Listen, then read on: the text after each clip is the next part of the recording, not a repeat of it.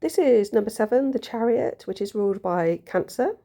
Usually there's a figure, usually male, standing in a chariot, which is drawn by 2 characters, black and white, male and female, duality. There's usually no reins, and also you don't see the lower half of the body of this person. My depiction here looks a bit like a bat, I think. Actually, it's upside down.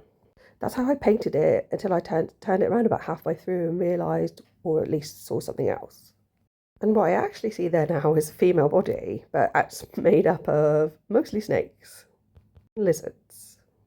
And there's a sort of monkey symbol around by her neck, which may relate to this idea of a monkey nut, or it's even possibly a baboon.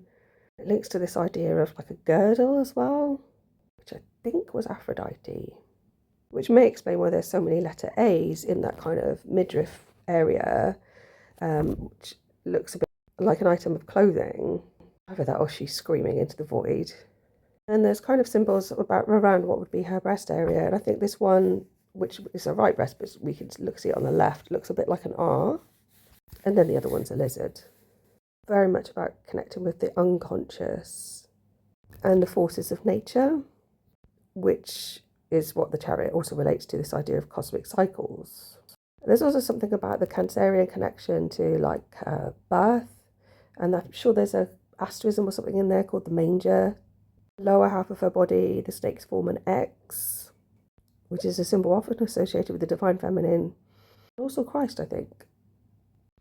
I think what's interesting here is it's not like a typical model body that you would see nowadays in a magazine, very curvy.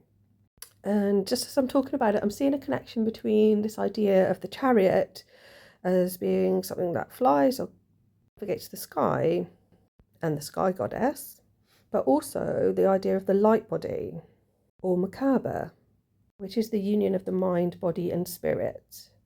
I guess our soul energy in our body.